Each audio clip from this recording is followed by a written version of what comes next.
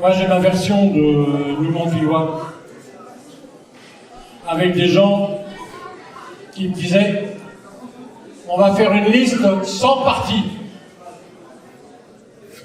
avec des citoyens. » Et on nous répondait « Même pas en rêve. » Pourquoi pas en rêve? C'est interdit, le rêve. On a commencé par le rêve, par le bureau des rêves. Vous avez peut-être rencontré sur le marché, sur un certain nombre d'endroits dans les villes.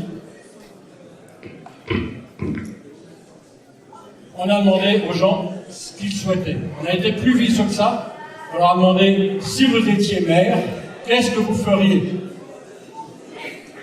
Certains nous ont répondu, on vous foutrait dehors pour commencer. Bon, une forme d'intention.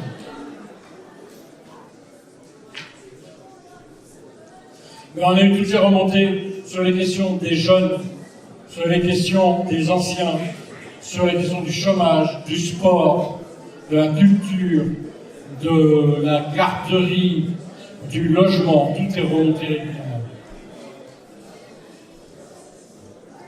Chacun, auprès du bureau des rêves, est allé avec son rêve. I had a dream. Ils sont forts, les Américains. Ils capitalisent même les rêves. J'ai un rêve. Tu lui parles. Nous, on est des besogneux. Le rêve, on se le fabrique, on se travaille avec nos petits neurones. Nous, on dit, j'ai fait un rêve.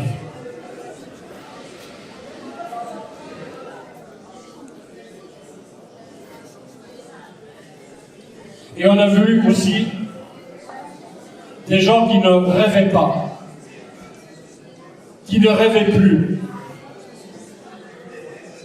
Quand t'as plus rien le 10 du mois, t'as pas le temps de rêver. Rêver, c'est un moteur.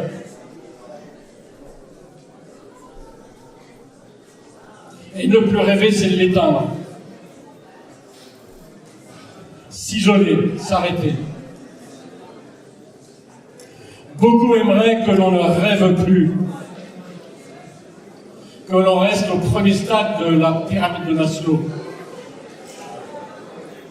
Le rêve est la racine de la révolution. Et cela fait peur. Les oracles nous prédisent un futur tendu, désastreux, un basculement, à la terreur, l'enterrement, le repli sur soi. Nous devons opposer le rêve. Un rêve qui se traduit dans des actions raisonnées, constructives, pragmatiques, collectives, construites avec respect et coopération. Sans ce moteur de rêve, nous, Montvillois, n'existerions pas. Notre projet, créé par vous, est l'addition de vos rêves, traduits en langage pragmatique,